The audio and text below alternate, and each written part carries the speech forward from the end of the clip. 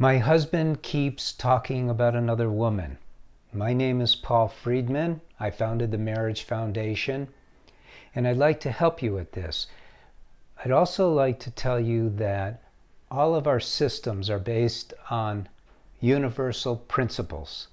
So it's not just an opinion that I have come to by way of talking to people. And I used to be a divorce mediator, so I have spoken with a lot of people who have been going through rough times. And I've categorized the rough times because there's really two main levels, you might say, where you need to enter into. One is you just don't know enough about marriage, and so you're having some problems here and there. And then there's the other level where you are slipping towards divorce. And generally when people start slipping towards divorce, it's pretty much on the way. And something needs to be done that is more radical than just getting some information. And I've produced 2 books, Lessons for Happy Marriage and Breaking the Cycle, both of which are excellent books if your marriage is not slipping towards divorce. But for people who are having those problems, men need the course for men and women need the course for women, so they can be pulled out of the trend that they're stuck in quickly and get things to turn around. So the reason I bring that up is because this particular issue is impossible for me to decide which solution you need. And only you know. And you need to be very honest with yourself whether this is something that is, what's going on here? Why is my husband doing this? Doesn't he know it hurts me? What can I do? How can I combat this? Should I talk to him? Should I leave it alone? What should I do? So there's that level, and then there's the level of, I think that's not the only problem here. We're also fighting a lot. He's avoiding me. Things are not really working out. I'm always angry with him. And in that case, your marriage is slipping, and you need to do something about it. So let's talk about what's going on. And I could get in, I suppose, into the obvious psychology of this, the fact that he's talking to you about another woman. It's pretty hard to not say that he wants you to know that you are not fulfilling his needs as a marriage partner.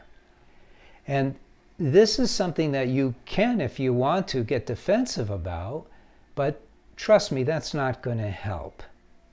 And the reason why it's not going to help is because then you're going to further the downward cycle that has begun or is already well on its way. No one wants to be confronted. Nobody wants to be challenged. But sometimes men are afraid to say to their wife, honey, I'm not feeling that unconditional love that I thought I was going to have when I married you. I mean, who wants to say that? What man in their right mind would say that to their wife? So they look for a passive-aggressive way to say it.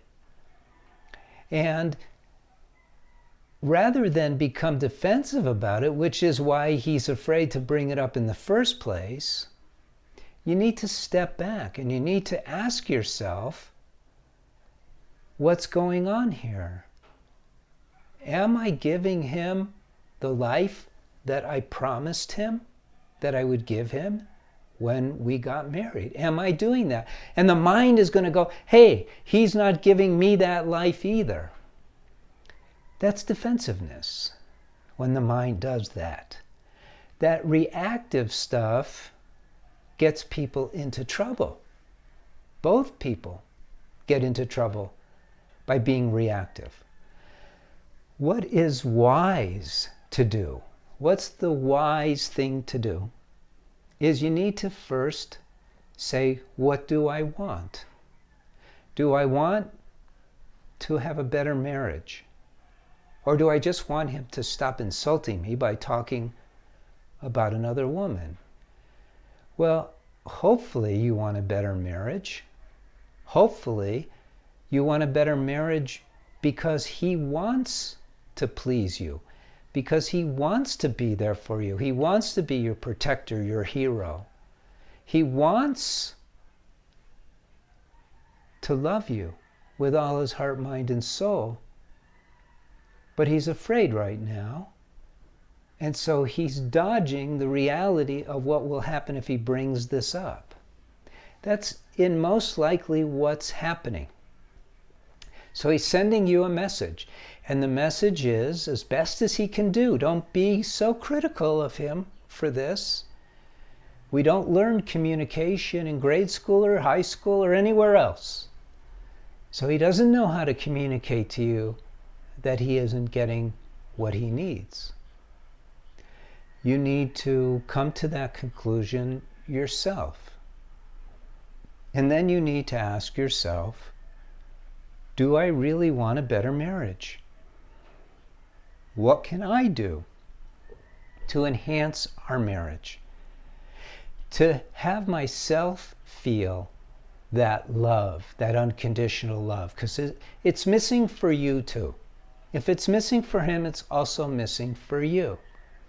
And then a lot of people say, well, okay, so don't we both have to do this? And the answer, thank God, is no. One of you can work on the marriage, and the other will fall in line and start working on the marriage naturally also. So because you're the one who has come looking for help, my suggestion is you be the one to restore the promises of marriage. What are the promises of marriage? There's two, really. Only two. One is happiness. Who gets married to be miserable? You get married to be happy, but we forget.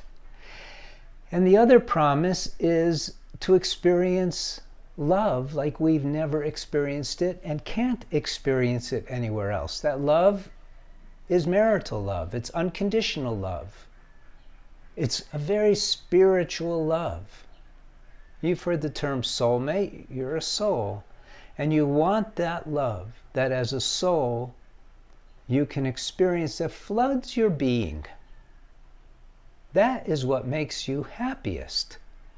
So there's these two elements in marriage that are not discussed. We don't have a plan when we get married to do what we can to get these two great benefits from marriage, of unconditional love and of happiness. And so they've been put aside, they've been forgotten. It's not too late. It isn't too late to resurrect the behavior that will deliver the promises of marriage. Unconditional love and happiness. And it's not too late for you to do it individually and let him catch on. Honestly, at the Marriage Foundation, we work with thousands of people. And our experience is always that women seem to get the ideals more easily than men. And it's because women are biologically tied to their heart. Biologically, because women are the ones who have children. And so men get it intellectually and then slowly come around, but women get it intuitively. Right? You know what I'm talking about. That experience of love is something that women feel almost automatically. It doesn't take much. But we're not trained.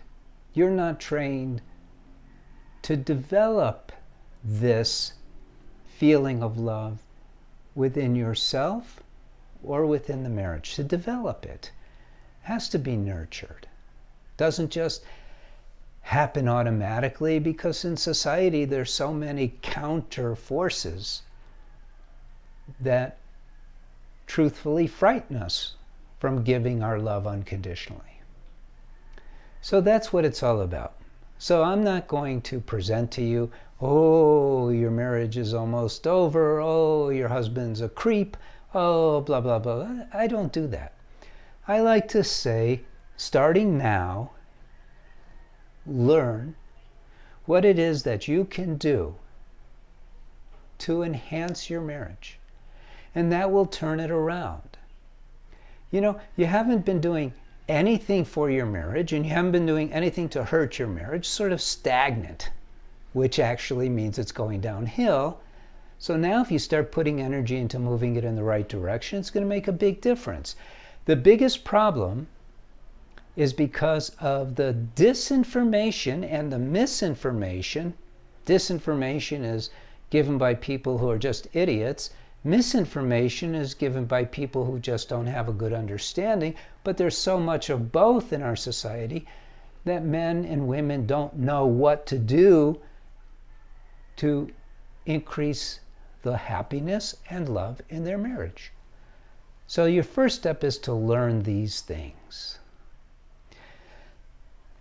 You can subscribe to this channel, watch the videos, you'll start to get a sense of it. But then you really need to dig in deeper. I mean, let's face it, your marriage is the most important thing in your life. It is. It delivers the greatest happiness of anything you'll ever come across. So you might as well learn how to do it right. You've learned how to do your job at work right. Do this right. Benefits are much, much better. I'm a champion of marriage.